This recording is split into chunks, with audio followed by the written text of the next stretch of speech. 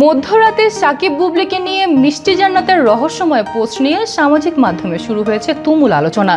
দুই পুত্র সন্তানের পর এবার কন্যা সন্তানের বাবা হয়েছেন দেশের জনপ্রিয় চিত্রনায়ক শাকিব খান। চিত্রনায়িকা শবনম বুবলি সামাজিক যোগাযোগ মাধ্যমে তাদের কন্যা সন্তানের জন্মের খবর প্রকাশ করার পরই নতুন এক আলোচনার জন্ম দেন অভিনেত্রী মিষ্টি জান্নাত।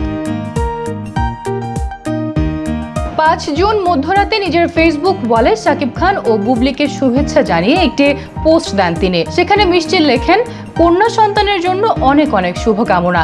শাকিব খান ও শবনম বুবলিকে অভিনন্দন। তবে শুভেচ্ছা জানানোর পরে তিনি এমন একটি মন্তব্য করেন যা নেটিজেনদের কৌতূহল আরও বাড়িয়ে দেয়। পোস্টে তিনি যোগ করেন, এই বছরে আরেকজনের জন্য অগ্রিম শুভেচ্ছা। কার উদ্দেশ্যে এই শুভেচ্ছা সেটি অবশ্য স্পষ্ট করেননি মিষ্টি জান্নাত। ফলে সামাজিক যোগাযোগ মাধ্যমে শুরু হয়েছে নানা জল্পনা কল্পনা। অনেকেই তার এই মন্তব্যের ভিন্ন ভিন্ন ব্যাখ্যা খুঁজছেন। এর আগে 5 জুন দুপুরে নিজের ফেসবুক পোস্টে কন্যা সন্তানের জন্মের খবর প্রকাশ করেন বুবলি।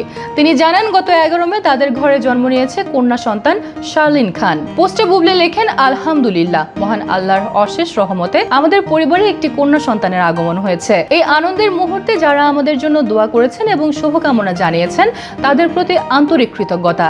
আমাদের মেয়ের জন্য সবার দোয়া কামনা করছি। পোস্টের সঙ্গে একটি ছবি শেয়ার করেন বুবলি, যেখানে নবজাতকের নাম শার্লিন খান উল্লেখ করা হয়। সেখানে শাকিব খান ও বুবলিকে এলিটেড প্যারেন্টস হিসেবেও পরিচয় করিয়ে দেওয়া হয়।